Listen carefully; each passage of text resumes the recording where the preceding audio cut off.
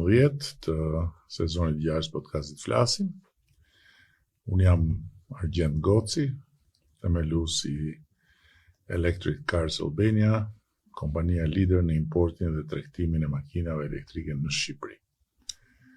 Do doni të bëheshim pjesë e podcastit Flasim për të ndarë një përvojë mbi tranzicionin drejt transportit elektrik në vend.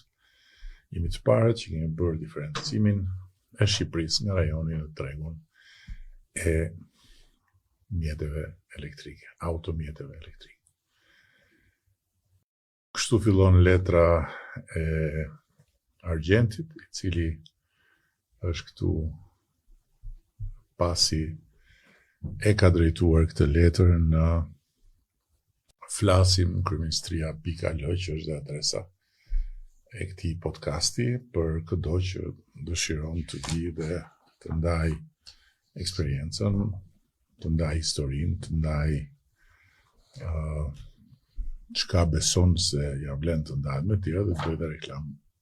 Falas kuptohet kur është fjala për njerëz të angazhuar në sipërmarrje të vogla apo më të mëdha, ndërkohë që një tjetër letër që ka hyrë në radhën e të ftuarve vjen nga Biocosm Laboratory, që dëshiron të shprehë interesin për të qenë pjesë e një prej episodeve, dhe qelloi të jetë pjesë e episodit të 12, në kuadër të ftesës që keni shpallur për bashkëbisedime dhe me përfaqësues të nismave të ndryshme.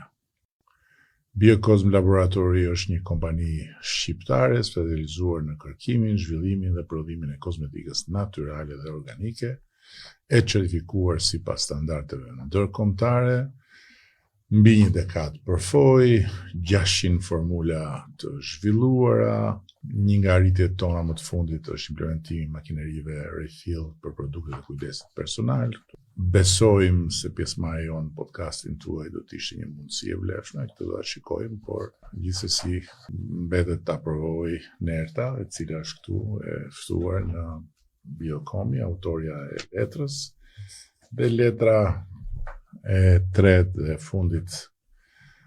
Unë jam Marius Muzeqari, CEO i Alp Manufacture dhe autori i projektit One Health Concept, një qasje inovative që lidh shëndetin e tokës, bimëve, mikroorganizmave, kafshëve dhe njeriut në një cikël të vetëm përgjithësie të përbashkët. Besoj se ky vizion i mbështetur në praktikë, shkencë, filozofi, punë, përfaqëson një model të ri zhvillimi që mund t'i shërbejë Shqipërisë si shembull i prekshëm i transformimit pozitiv, duke filluar nga tokat e bimët, kafshët dhe deri tek mirëqenia njerëzore. Argjend, ju keni edhe një përfaqësi në Kosovë, mos gabohem? Po, kemi edhe Electric Cars Albania në Kosovë. Sipas letrës së shkruar. Ti je 38 vjeç, ke lindur në Tiranë, je baba i 3 fëmijëve, ti kesh me jetë. Faleminderit. Diplomuar në shkenca komunikime, por fokusuar në fushën e teknologjisë dhe inovacionit. Bukuri. Si kalove nga shkenca e komunikimit tek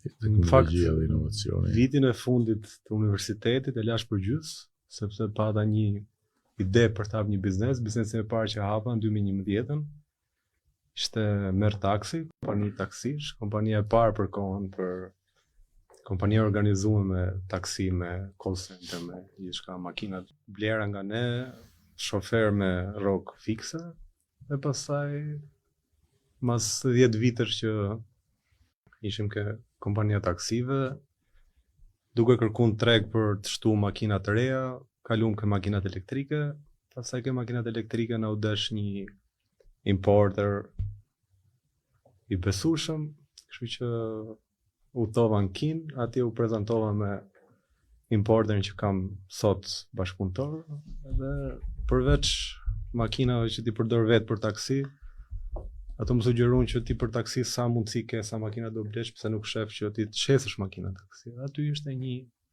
dritje shile për këtë lloj biznesi dhe iniciative që morë. Edhe besoj që kemi ecë goxha me hapa të mira. Tani juve merrni makinat gatshme apo dhe i bëni ndonjë gjë këtu?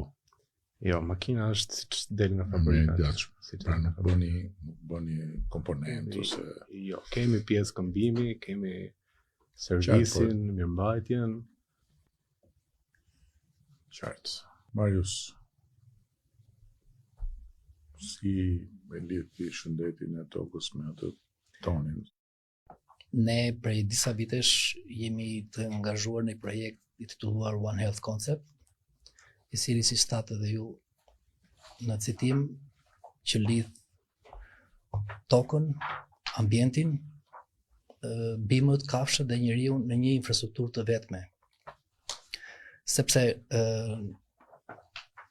çështja e shëndetit, ne shikojmë çështjen e shëndetit të lidhur nga pikpamja e përbërjes së secilës organizëm jetësor. Pra, nëse flasim për bimën, kafshën dhe njerëzit, në nivel molekular përbëhen nga po të njëjtët elementë të cilët ndodhen në tokë.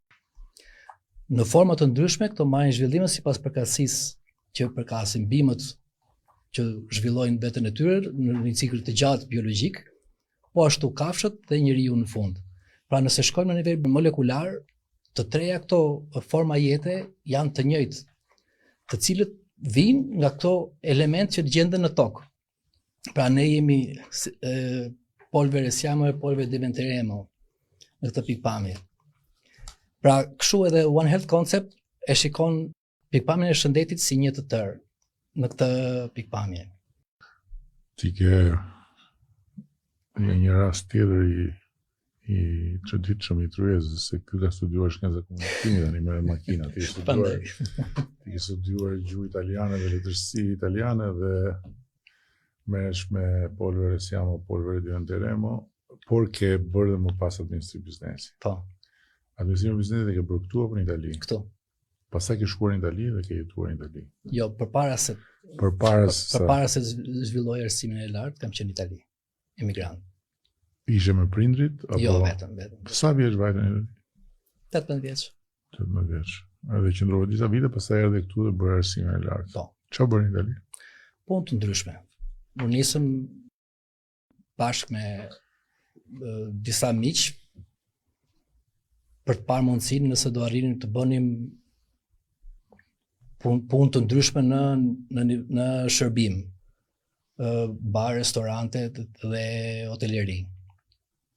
Pastaj më vonë, gjatë marrjes së dokumentave italiane, vazhdova edhe me punë të tjera, magazinier, shofer etj. Për punë të rëndomta që ofroheshin për emigrantët, të cilët përpiqeshin të ndërtonin të ardhmen në një vend të huaj. Dhe më pas u kthya në Shqipëri për shkaqe familjare. Ti je eksaktësisht andej nga kjo dhe mbi emrin, po? Po. Nuk ngatrohemi dot. Ndërkohë, Nerda, ti ke studiuar në Athinë. Po. Unë kam studiuar biologji, kam filluar të prodhoj produktet e mia të parat kozmetike para se të studioja, pra e kisha një pasion. Më pëlqente të gjeja ingredientë të ndryshëm dhe me ato që kishim në gjendeshin në shtëpi dhe të prodhoja produktet. Kur kam mbaruar studimet për biologji, jam specializuar më mbrapa tek pjesa e kozmetikës organike. Po, në Greqi vajte për studimet e larta apo ishe më përpara? Jo, unë kam qenë që në klasën e 2 në Athinë, jam rritur atje. Ke vajtë me prindrit? Po, kam vajtur me prindrit dhe më mbrapa dhe studimet si pasojë jetesës aty, filluan atje. Po u ktheve më njëherë pas studimeve apo Jo, unë vazhdova, kam 3 fëmijë, ndërkohë kam lindur fëmijët ande dhe i kam arritur deri në një farë moshe. Vazhdova të kem laboratorin tim të parë në Athinë, por fokusim kryesor çuditërisht ishte Shqipëria, pra unë prodhoja produkte që i prodhoja në Athinë dhe me një lloj mënyre në ato vite, ndoshta me post ose me autobusa, i sillja ato në Shqipëri. Kur e pash që tregu më i madh dhe fokusi ishte në Shqipëri, më pëlqeu ideja që të kthesha pavarësisht se e gjithë familja ime, prindrit, motrat, vëllezërit, vazhdojnë të jetojnë në Greqi. Janë atje akoma? Po. Erdhëm si familje pastaj dhe u stabilizuam në qytetin e Lushnis, ku bërëm dhe laboratorin tonë të parë të kozmetikës organike në Shqipëri. Dhe pastaj? Më mbrapa u munduam shumë sepse unë nuk doja të isha thjesht një laborator që prodhoja produktet kozmetike që ishin vetëm për për laboratorin tim, le të themi, kishte shumë kërkesa, të cilat na vinin dhe nga jashtë emaile apo kërkesa për të prodhuar linja të treta, pra për të zgjeruar si laborator. Aty pastaj filloi ideja që të prodhonim pak më në sasi më të mëdha dhe ndërkombëtarisht, le të themi. Dhe filloi të krijonim laboratorin Biokozmi, i cili ka tani gati 10 vite në tregun shqiptar që prodhon dhe jemi në disa shtete. Ne kemi në qytetin e Lushnjës, jo, nuk e kemi klasore, po pavarësisht se jetojmë vetë në Tiranë, u shkoj çdo mëngjes në Lushnjë dhe kthehem në mbrëmje. Dhe më pëlqen që jam aty. Jo, unë jam nga Saranda, është bashkëshorti nga Lushnja. S'ke vajtur në fshatin e Borit. Po.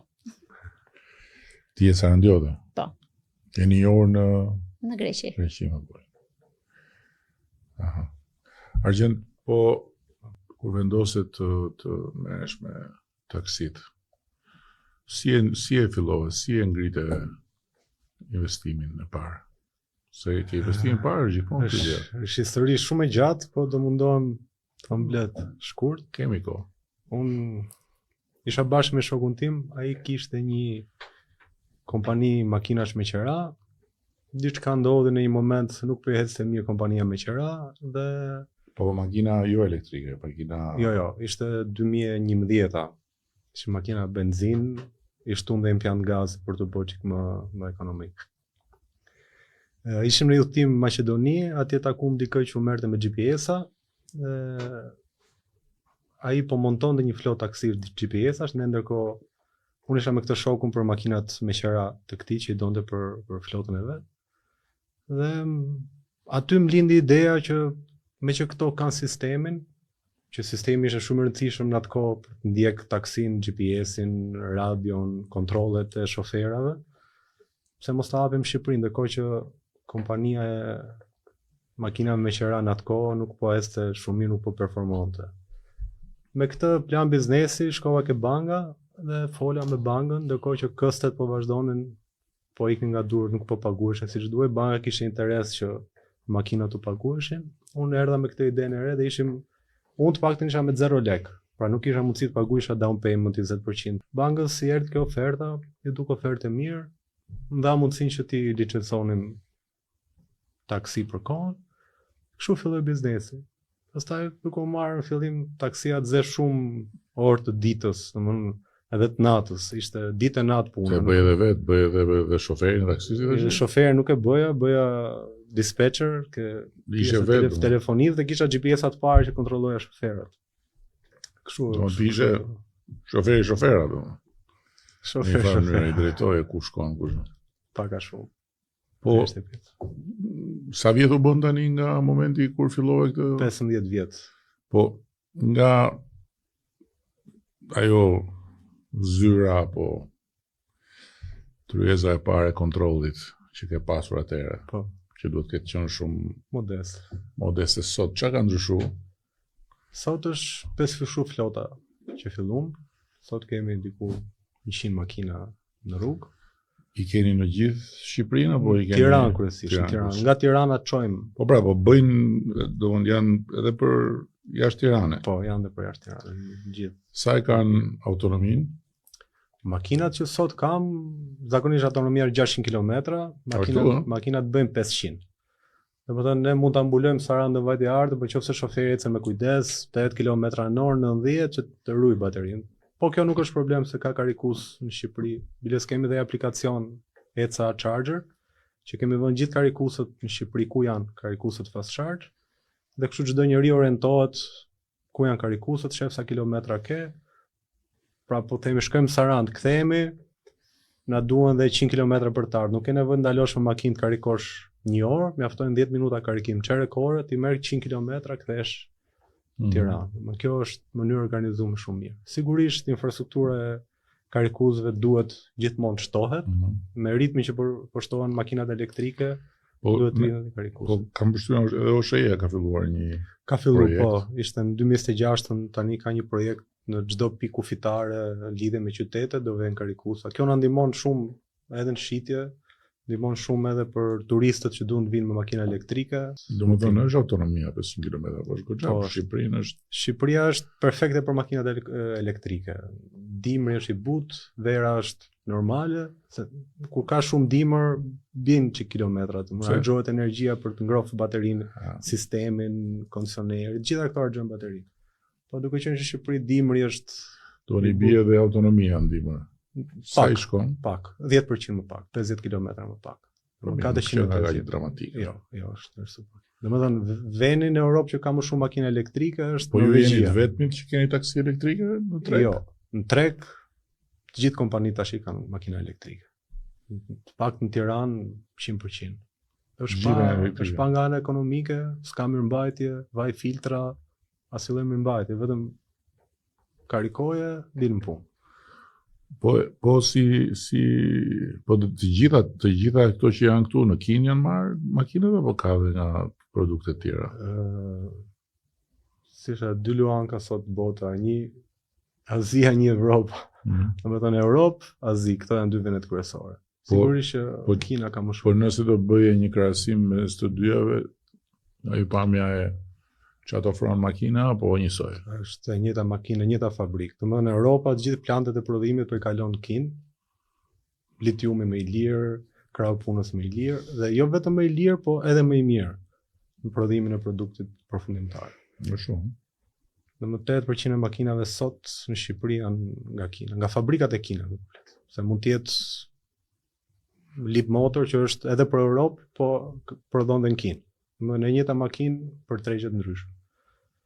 Domethënë 80% e makinave elektrike që janë në Shqipëri janë nga Kina. Po si kosto e marrjes makinës nga atje këtu etj krahasim me Europën apo det më lirë prapë? Krahasim me koston e makinës, transporti nuk ka ne pesh shumë të madhe. Domethënë kosto makinës në Kinë del 40% më pak se ç'është në Europë. Për të njëjtën makinë. Si çmim, sepse Europa ka standarde që kërkon certifikime dhe vetëm për certifikimet ti do pagush nga 5 deri në 8, 9, 10.000 euro ka raste. Më që janë certifikime që shkojnë në për kompani që merren me këtë punë. Domethënë është një rritje artificiale e vlerës makinës. Ndërkohë që në Shqipëri mjafton certifikata që është certifikata fabrikës. Është super okay. Domethënë nga Shqipëria kemi shumë kërkesa dhe vendet e Ballkanit edhe më tej që kërkojnë blen makina. Paktën që unë si elektrikar sot bëjnë kam shumë njerëz që vinë. Ti bën distributorin? Distributorin drejt për drejt jo, po nëse vjen dikush nga Bullgaria, të flas rast konkret që kërkon 3 makina që unë do ja shes. Më vjen, i targon në Shqipëri, merr makinat. Pastaj ka hapa se si ai mund ta targojë atje, bën homologim individual për makinën. Pra nëse kjo makinë duhet plotësisht sa kushte kur them distributorin gjithsesi domethënë ti edhe shet makina. Po. Dhe si të duket ritmi i shitjeve, rritet? Në 2025-ën u shitën 6200 makina në total në Shqipëri elektrike, ndërkohë që deri në 2024-ën total në rrugët e Shqipërisë ishin 6000 makina. Pra u dyfishu flota e makinave. 2026 mendoj do e kaloj 20.000 makina elektrike në rrugë. Po. Në total? Në total, në Shqipëri. Më thënë, faktikisht, do shitet më shumë, thua ti. Në 2025 ishte 50% për makinat e reja. 1 në 2 makina ishte elektrike që shitej. Domethënë 50% e makinave që shiten në vit në Shqipëri janë elektrike. Domethënë jemi në nivelin e Norvegjisë, po Norvegjia ka naftën, ne kemi ujin e Drinit, diellin e Karabastas për të karikuar makinat. Ato kanë naftën prapë dhe ato kanë makina elektrike. Domethënë mendoj që është një ekonomi që rri mrena shtëpisë, duke qenë që ne karikojmë me korrent dhe nuk blejmë naftë import. Ti ke hallin e makinës më të rëndësishme që është trupi jonë. Po edhe ajo. Çfarë janë ato produkte atje? Ky është produkti i fundit që kemi nxjerr për konsum njerëzor, është suplement ushqimor, i cili përdoret për forcim imunitar dhe për suport ndaj sistemit gastrointestinal. Është një produkt natyral, i cili vjen nga toka, është ekstrakt humusi, pra acid humik, merret ekstrahohet nga humusi i formacioneve gjeologjike dhe vjen në mënyrë sa më natyrale deri tek njeriu. Kjo është ajo ura lidhse që bën, ky është produkti që ne kemi përdorur për fazën pilot për implementimin në shkallë gjerë të vendit. Ky është produkti emërues i përbashkët që lidh tokën, bimën, kafshët dhe njeriu në një framework të përgjithshme. Sepse është elementi kudo gjendur. Ku i testoni ju këto? Për në tregun e Shqipërisë është AKU-ja përgjegjëse për nxjerrje në treg. Ne punojmë në laborator në Zvicër sepse kemi partneritet me kompani zviceriane, cilët bën komercializimin e produktit në nivel evropian dhe global. Mbi nxirrin dhe në tregun evropian këtu? Po, jemi duke bërë disa kontrata duke parë nëpërmjet partnerit tonë zvicerian për tregun meksikan dhe për tregun amerikan. Jo në Europë akoma. Akoma në Europë jemi duke diskutuar. Në nëntor kemi bërë një prezantim me ftesë të Novartis, Basel, kemi bërë prezantim të produktit dhe të gjithë linjës One Health, sepse karta jonë teknologjike shkon rreth 186 produkte që vinë po nga natyra. Pra është nutraceutik, naturopati dhe produkte me ingredient aktiv natyral. Çfarë ju thanë ata? Ne kemi hapur një urë bashkëpunimi me ta në rast se duam të zhvillojmë produktet tona tek kampusi i tyre në Basel, por kushtet që kemi ne aktualisht në nivelet që jemi ne tani nuk kemi të përshtatshëm për ta bërë këtë lloj bashkëpunimi, sepse kërkon dhe angazhimin nga ana jonë, se kontrata po patjetër. Edhe si çështje infrastrukture nuk kemi në atë nivel scale-it për të bashkëpunuar me ta. Pavarësisht se projekti u përqafua shumë gjërë nga të gjithë ekipi panelit shkencor që priti prezantimin ton atje, por arritëm në konkluzionin që në fazat të cilët jemi nuk mund të vazhdojmë. Ne nuk kemi edhe që të lëshojmë formulat tona, të japim patentat tona, duam të zhvillojmë vetë. Dhe ideja është që për momentin kjo marrëdhënie me këtë kompani ka ngelur e ngrirë deri në fazat e ashpra të zhvillimit, sepse ne po mundohemi që këtë program ta zhvillojmë në nivel kombëtar. Pasi është një projekt i cili ka koincidenca e ka sjellë që të konvergojë edhe me rekomandimet e kapitullit fundit të Bashkimit Evropian mbi sigurinë ushqimore, mbi çështjet e mjedisit, mbi çështjet e shëndetit publik dhe digitalizimit të sistemeve ku lidhet food chain-i nga bima deri tek njeriu. Pra ne po mundohemi që këtë projekt e kemi hartuar si strukturë për të financuar nga Bashkimi Evropian, sepse është, por jo se ka qenë koincidencë me çështjen politike të Shqipërisë të kapitullit të fundit të rekomandimeve të Bashkimit Evropian. Sepse ky projekt ka nisur vite më përpara, pavarësisht se ne kemi nxjerr kompaninë kemi hapur në 2022-shin dhe produkti ka dalë në treg në 2024 si produkt. Kemi dashur ta konkretizonim edhe pse nuk kemi në nivelin e duhur industrial për prodhimin e këtyre produkteve, ne kemi dashur ta konkretizojmë me produkt faktik, pasi është më lehtë edhe për tu prezantuar, por edhe për tu qasur ndaj bashkëpunëtorëve të tjerë kombëtar apo ndërkombëtar. Laboratori në Zvicër ju bën testin për çdo produkt? Po. Ata bën gjithë facilitetin e testimit produktit, por edhe të komercializimit të tij. Ata e prezantojnë produktin tonë në nivel global. Çfarë ju duhet juve nga pamja financiare për ta ngritur në një tjetër nivel tani gjithë këtë aktivitet? Ne kemi hartuar një projekt mirëfill që është gati për të implementuar, është gati për të financuar. Është një projekt i cili kërkon të ndërtojë një greenfield modular, i ndarë sepse kemi të bëjmë me ekstrakte të principeve aktive natyrale, por edhe të përpunimit të mineraleve, si në rastin tonë që është acidi humik. Fati jonë për Shqipërinë është që ne kemi depozitat më të pasura të acidit humik në rajon dhe ndodhet në zonën veritilindore të Shqipërisë. në zonën e Korçës, po Gradecit. Çfarë do të thënë greenfield modular? Greenfield modular është jo niveli i fabrikës prodhimit zakonshme, por është një qendër prodhuese e cila është ndarë sipas kategorisë së inputit që merr. Në këtë rast ne kemi inputet biomasa të ndryshme që vijnë së shtrajtuar, që vijnë nga agropërpunimi, që vijnë nga bujësia, që vijnë qoftë edhe nga trajtimi estetik i florës, i pemëve që dekorative që ne bëjmë. Çdo biomasë është e mundshme që gjenerohet dhe në shumë raste përbën edhe ndotje dhe përbën dhe problematika të ndryshme në zinxhirin e ambiental. Për ne është input dhe është lëndë e parë, e cila merret dhe përkthehet në një produkt final, ose produkt i zhvilluar në nivel B2B, business to business, pra që shkon në ekonomi të ndërmjetësme, ose produkt final si në rastin konkret që kemi këtu Dr. Nature. Çfarë investimi çfarë përmazë ka ky investim?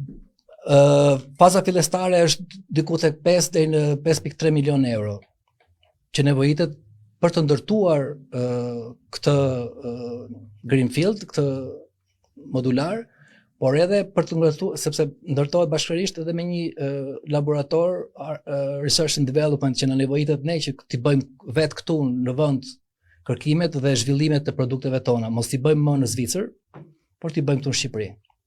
Ne kemi të gjitha kapacitetet teknologjike, know-how-in gjithë kemi që mund t'i realizojmë këtu në Shqipëri këto produkte. Edhe më gjerë madje. Jemi nga i njëjti qytet. Po. Jemi edhe një lagje. E pash po tundje kokën dhe më duket si informuar për unë kam studiuar bimët dhe kam më së miri njohuri mbi to, madje unë jam specializuar mbi vajrat esencial. Dhe fakti që erdha në Shqipëri dhe u ktheva në vendin tim, ishte një ndër pikat tek lista ime e gjërave që dëshiroja që unë të krijoja në një 10 vjeçar, distillimi i bimëve medicinale. Normalisht për produktet e mia, unë këtu ju kam sjell disa juve. Nëse do t'i shikoni dhe këto janë me bimët e malësisë të madhe, pra këtu janë një set për flokët, janë për zonjën Linda dhe këtu janë për ty. Kemi filluar nga zonjat një herë dhe pastaj kemi përdorur hithrën tek ky seti, rozmarinën, dafinën, sherebelën dhe livandon. Ndërsa këtu kemi një set për meshkujt, i cili është dedikuar dhe me emrin Nur, si vet bukuria. Nur është drita, po. Është bukuri, është një ndriçim, po. Është dritë. Po. Po pse e ke bërë të zezë meshkuj apo shumë? Për të qenë më finë. Dhe kemi të gjithë gamën, duke filluar që nga pastrimi i fytyrës, produktet që janë elementare për një mashkull apo për mirëmbajtjen e një burri në ditët e sotme. Nur. Bukur. Dhe këto të gjitha prodhohen këtu. Po. Nga EGZ. Ne të gjitha lëndët e para i sillim nga Europa, si vitaminat, atinironi, kolagjen. Por ama çfarë kemi të bëjmë me bimët medicinale, duke qenë se ne jemi një klimë mesdhetare, Shqipëria ka klimën më të përshtatshme dhe bimët medicinale më të mira që mund t'i kishim nga kushdo shtet evropian. Po ke edhe porosi nga jashtë? Po, ne si fillim kemi pasur porosi dhe kemi pasur sfida shumë të mëdha për të hyrë në tregun evropian por dhe ndërkombëtar. Ne jemi në New Jersey, në Amerikë. Kemi kaluar të gjitha kontrollet e FDA-s, kemi marrë të gjitha kualifikimet për të arritur në New Jersey dhe kemi arritur të jemi aty këtu dhe 3 vite tashmë. Jemi në Dubai me një produkt që ishte shumë specifik dhe ishte për larjen e diamanteve ose të florinjve dhe doni në gradë organike. Na mori një kohë shumë të madhe kërkimesh, gati një vit, por arritëm të kemi një produkt shumë herë më të mirë se sa mostra që na kishin sjell pala e Dubait për të bërë një produkt tek ne. Aktualisht jemi në Angli, gjithashtu. Jemi në Zvicër, kemi shumë linja për bebat. Zvicra ka qenë një rekord, kemi diku te 5 linja bebash, të cilat i eksportojmë dhe bashkëpunime që vazhdojnë të jenë në 3 vjeçarin e fundit nga Zvicra. Çfarë plani ke për nivelin tjetër? mbasi kishim kaluar këto hapa që me shumë vështirësi arritëm, që është e drejta, hapi radhës ishte se unë dëshiroja të vendosnim dhe të implementonim pjesën e refill për të shmangur plastikën dhe për të patur pak një ambient më të gjelbër dhe me më pak plastik. Vendosëm disa makineri në për Tiranë, pra jemi tek Tegu, tek Ringu, disa qendra tregtare me makineri të refill. Dikush mund të shkojë të marri paketimin, është një bidon alumini, i cili mund të mbushet deri në 30 herë dhe e mbush shampun e vet, po aty në moment edhe më lirë, pra më ekonomikisht, por edhe përdor po të njëjtin paketim disa herë. Me këtë mund të ulim volumin e plastikës, pra ne kemi parë diku te 20% reduktimin e plastikës. Dhe ajo që kemi vendosur përsëri është që ne marrim paketimet tona mbrapsht, pra nëse një klient riporosit tek ne bëjmë 10% ulje, duke mbledhur të gjitha plastikat përsëri në laborator për të i ripërpunuara dhe për t'i përdorur përsëri. Po, kisha fjalën për shumë në rastin e bashkëlushnjarit të burrit tënd, se s'është jo të ti e sa ndjodhe. Ai e tha që për të shkuar në një nivel tjetër duhet të bëj greenfielding modular etj. Po ti ke një normale dhe ne kemi një hap të tillë, por dhe ne na duhet po e njëjta gjë ashtu siç e përmendi, pra sasia e prodhimit duhet të ketë kapacitet prodhimi më të lartë, që kjo do të thotë që na duhet që të kemi edhe ne makineri më të mëdha, më automate, të kemi pjesën e kontrollit brenda laboratorit ton. Ne bëjmë self control për produktet tona, por pastaj analizat përfundimtare edhe ne i çojmë jashtë shtetit që i bëjmë. Dhe mbasi kemi bërë çdo dosje të mundshme për produktin ton, informojmë Ministrinë e Shëndetit, bëjmë upload çdo dokument. Ju vonon Ministria për përgjigje? Jo, çuditërisht jo, dhe madje kur kemi filluar përpara 10 vitesh, ishte pak vështirë se në treg në Shqipëri nuk e kishim kozmetikën si edukat. Dhe na kanë ndihmuar për të krijuar dosjen e produktit dhe për ta deklaruar atë dhe për të pasur mundësinë për të dalë në Europë, se pa atë dosjen e produktit ne nuk do ishim sot këtu ku jemi. Dhe çfarë plan investimi ke? Plani jon investimit arrinte tek diku te 1 milion euro për të bërë një fabrikë më të madhe dhe të ketë kapacitet prodhimi të mjaftueshëm për të hyrë dhe në tregun komercial dhe jo vetëm atë të produkteve luksoze ose organike ose cilësia aq e lartë sa ne kemi sot. Është e qartë. Po ti çfarë plani ke për nivelin tjetër? Si e ke planin? Plan për nivelin tjetër? Unë sa kalova nivelin tjetër. Po më s'ka mbrojnë, ti e ri akoma. Po pastaj me 3 fëmijë duhet mendohesh se do të vrapojmë shpejt. Plan për momentin kam, zgjerohem këtu ku jam, një servis më të madh, zgjerohem treg në Kosovë, futem çik më fuqishëm. Kosova nuk e ka për momentin heq të vëshën e importit për makinat elektrike, dhe kjo na penalizon pak, domethënë nuk është se shesim aq sa të donim çiftin. Sigurisht ka dhe tregje Maqedonia, Malizi që mund zgjerohemi edhe atje. Besoj një nga planet është zgjerimi i tregut. Kjo është fokusi kryesor. Nuk e di apo them një sekret apo jo, po jemi duke punuar brenda nesh për të ndërtuar një program të ri që unë kam nxitur dhe besoj që shpejt do dalim në një konkluzion që është pikërisht një program për të mbështetur nivelin tjetër të ambicjes atyre që kanë hedhur një bazë dhe që janë në kushtet kur për arsye pamundësie financiare nuk mund t'i kenë gati gjërat, por nuk e bëjnë dot hapin tjetër dhe vazhdojnë të përpiqen të krijojnë kushtet financiare. Një program i cili duhet të ketë disa instrumenta financiare për t'i dhënë akses ndërmarrjeve të vogla dhe të mesme, se ju mund të konsideroheni pikërisht ndërmarrjet të vogla të mesme, nuk keni të mëdhej. Në shkallë po. Që të rriten dhe faktikisht është një program që do duhet të mbështetet nga një garanci sovrane. Siç mbështesim ato sipërmarrjet në bujqësi, se e tha zonja, mbështesim edhe pikërisht ndërmarrjet e vogla dhe të mesme me një instrument financiar ku shteti të bëhet garant në forma të ndryshme, ku mund të hyjnë bashkit me një pjesëmarrje, varësi nga natyra e ndërmarrjes,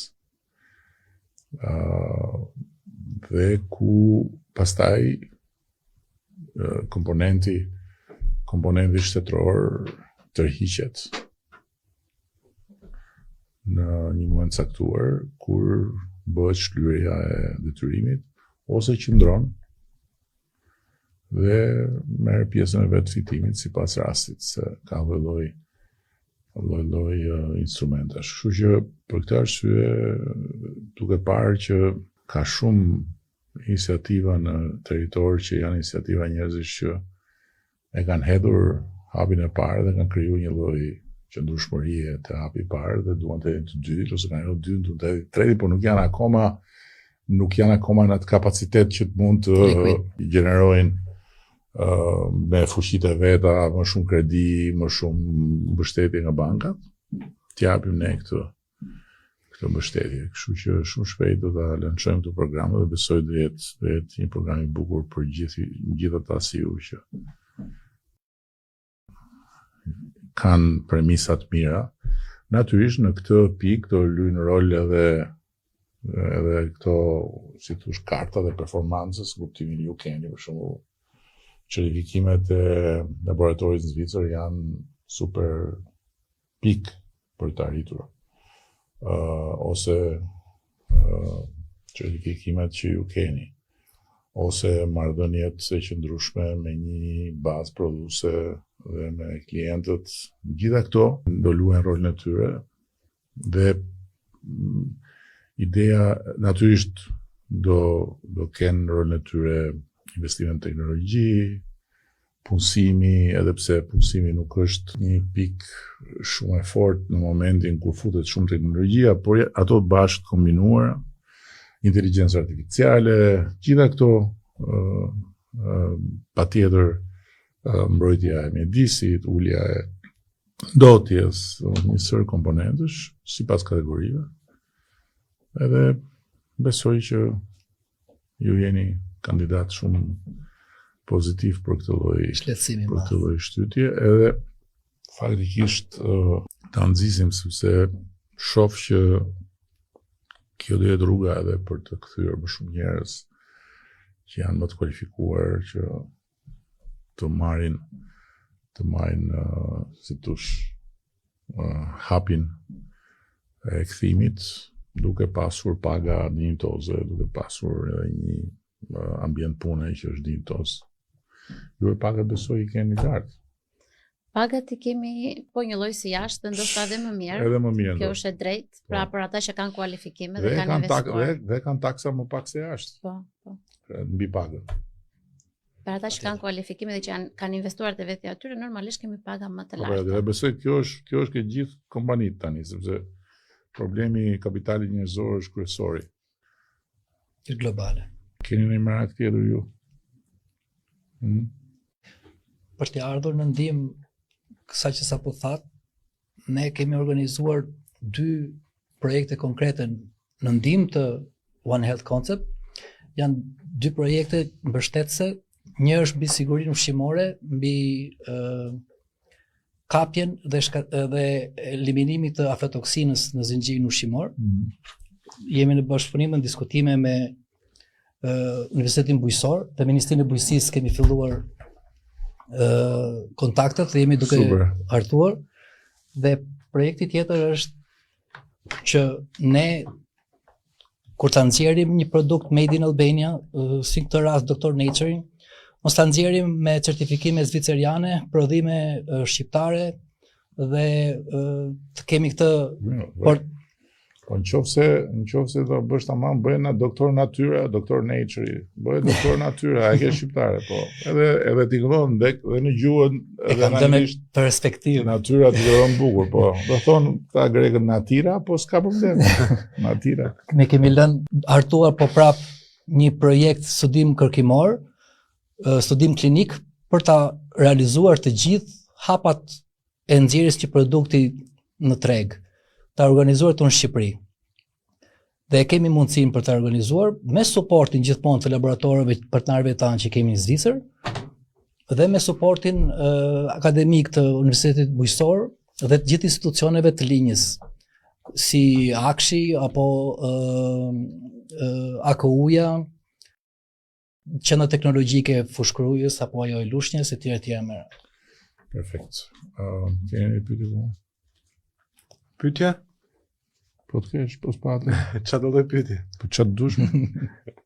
Kam menduar pyetje që e më shumë jam kurioz të di. Nëse Edi 30 vjeç do të takonte Edin sot, ç'a do t'i thonte dhe ç'a do i thoje ti vetes tatë 30 vjeç? Po ç'a do i thoshe 30 vjeçari? Ati 30 vjeçari ç'a do të thonte ty dhe ti ç'a do i thoje 30 vjeçari? Se ti e ardhmja për atë. Do t'i japësh një drejtim po the. 30 vjeçari sa të më do thoshe ku mi ke çu flokët më plak. Flokët? Ku mi ke çu I vjen marrë po. Ku mi ke çu flokët më plak. Do thoshe 30 vjeçari. vjeçari. Kurse unë do i thoshe 30 vjeçarit aty ku je ti unë kam qenë, këtu ku jam unë do vish ti. Po ti keni pyetje? Unë kam një pyetje më shumë në lidhje me leadershipin, në pikpamja përderisa gjithë secili nga ne është drejtues në një pozicion drejtuesi në të ambientin e vet dhe ju në pikpamjen e leadershipit. Kush është, se e lidh gjithmonë me mitokondrinë tek fusha e ime që po mbuloj.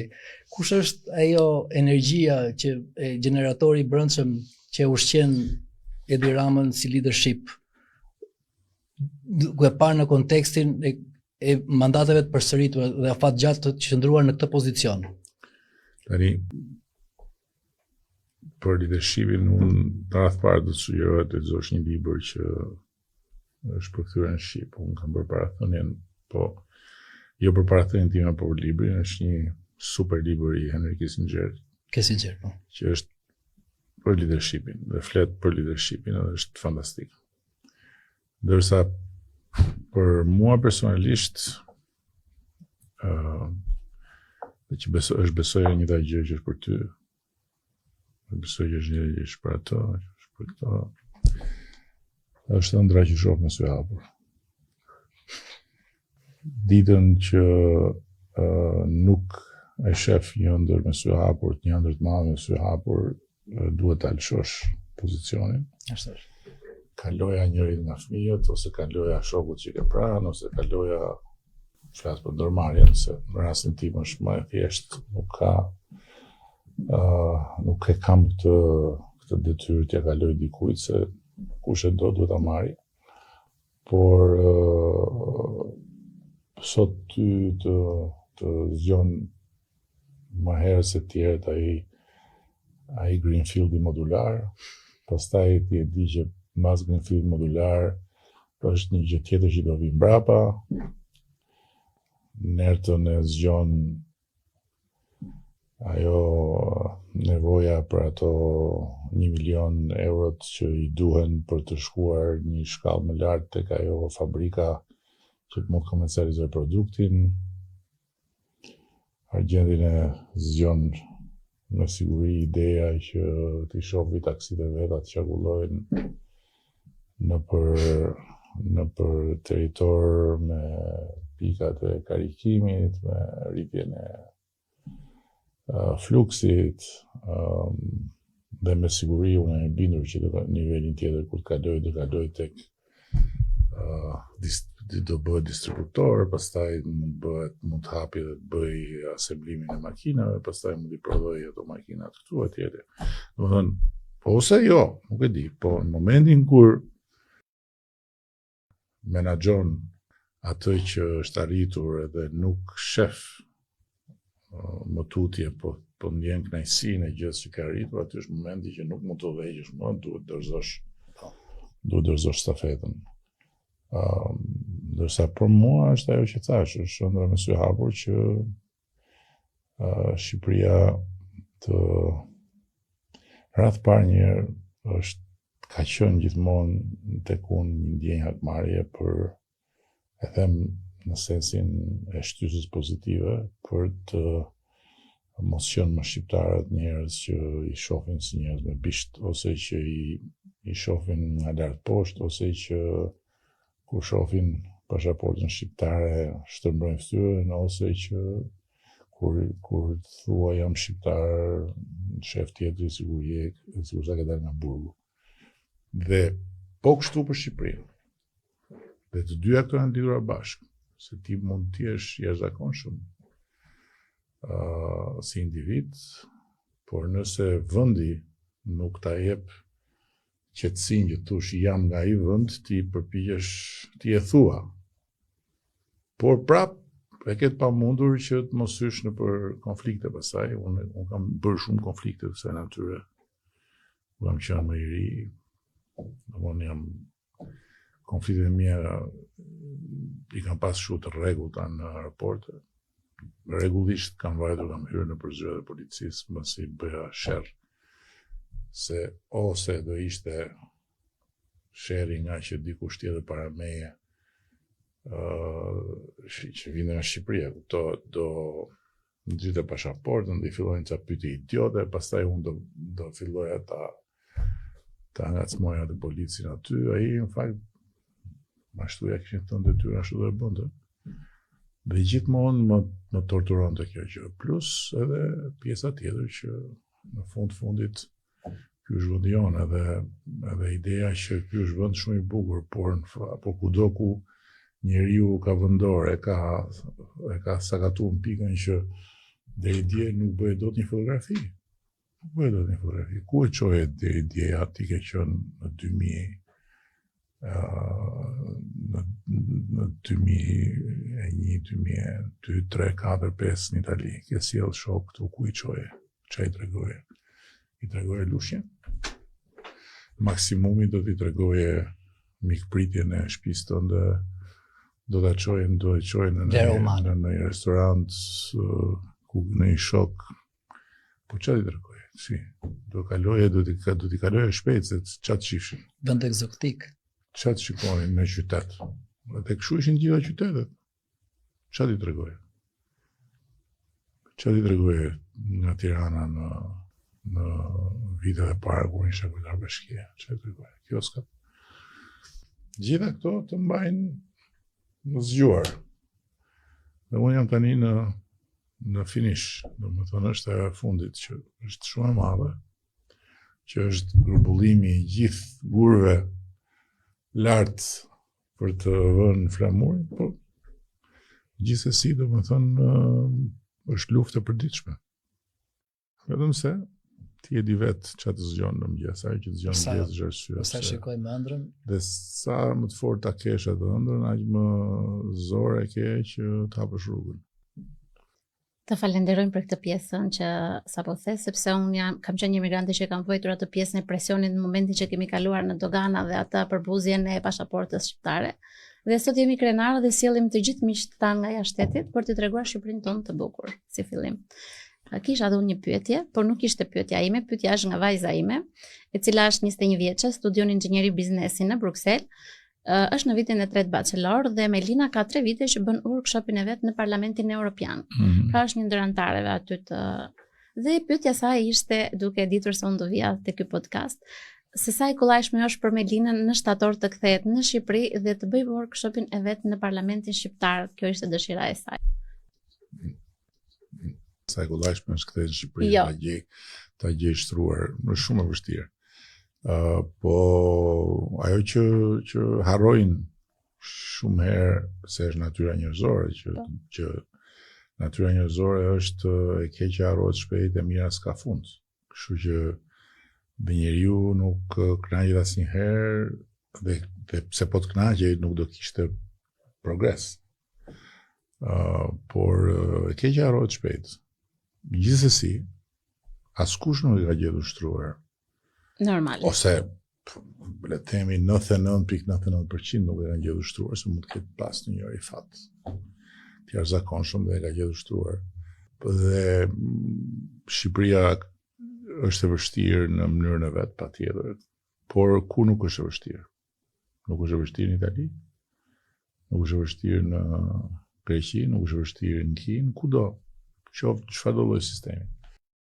Dhe për të kthyer, për të bërë një stazh apo një praktik pune në Parlamentin Shqiptar nga Parlamenti Evropian, ai ka gjithë kreditet, shyz besoj, ajo do të gjë më e lehtë.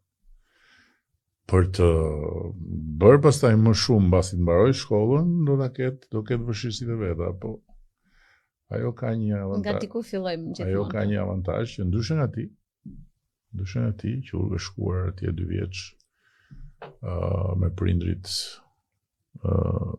nuk e ke pas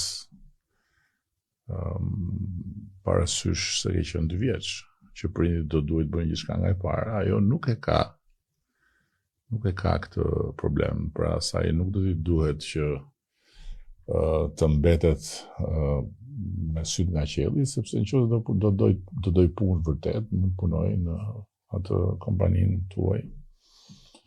Po tjetë zonja të bëj gjëra të marri stafetën, duhet të përgatitet, por që të përgatitet duhet ta filloj nga poshtë, lart në kompani, kështu që e ka një opsion gjithmonë. Nga tjetër, nëse do doj të bëj pastaj çfarë studion? Është inxhinieri biznesi. Në rregull, e pas ka të shtruar ajo. Mjafton që është në shkollë shtetërore, është një nga nxënësit mjafton e pa ka të shtruar në sensin që do vi të bashkëpunoj me ty të rrisni kompaninë.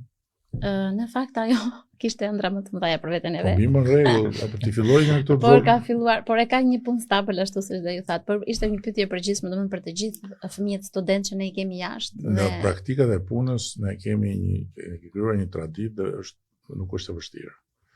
Në pjesën pastaj për të filluar punë dhe për të punuar, kjo mvaret nga vullneti dhe nga këmbgulja sikudo tjetër, besoj unë.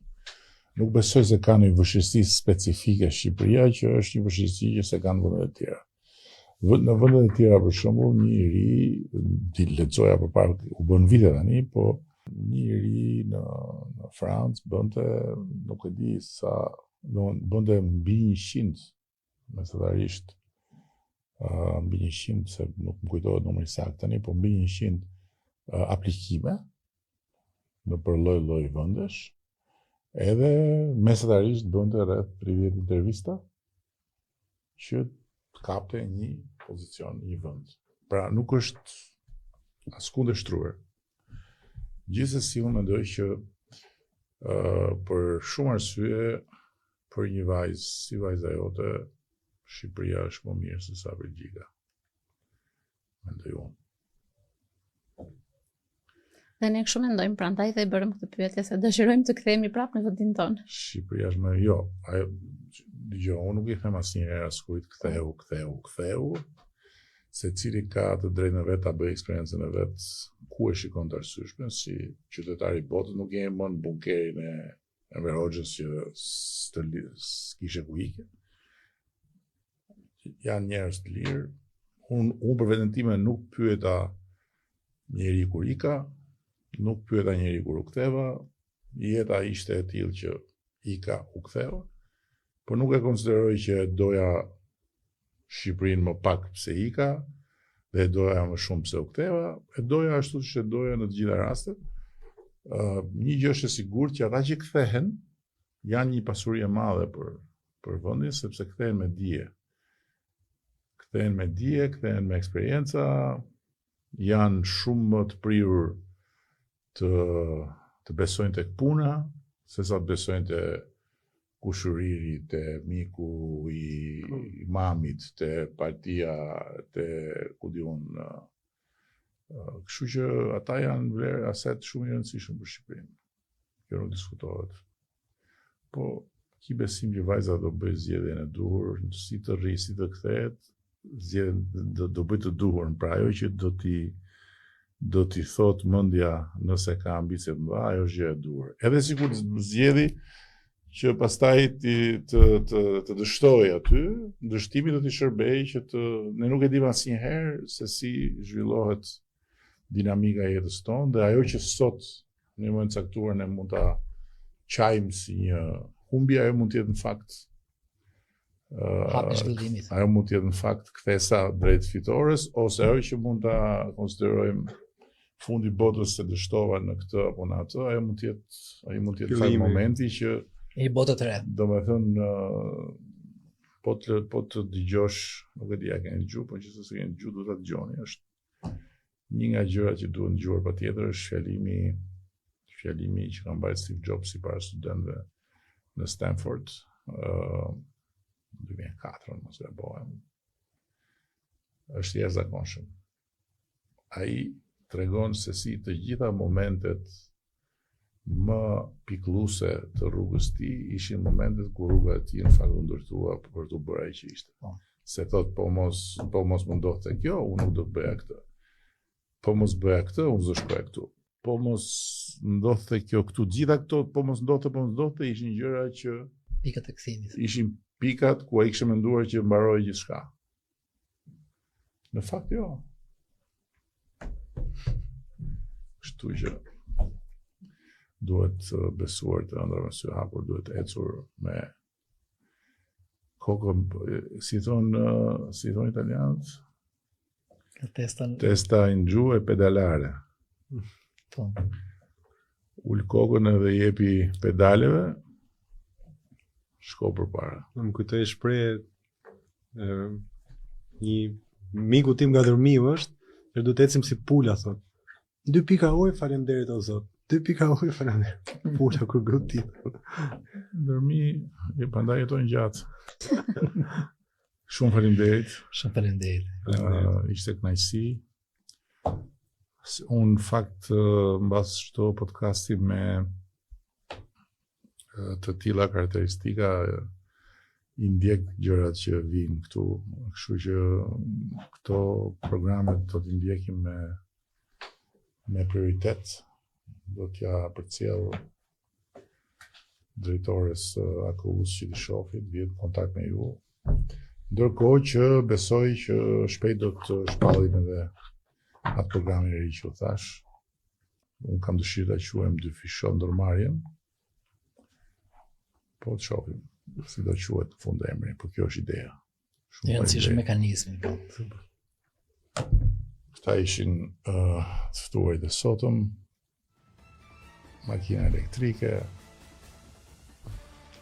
produkte që lidhin shëndetin e njeriut me shëndetin e natyrshëm të natyrës, kozmetik për vajza dhe djem,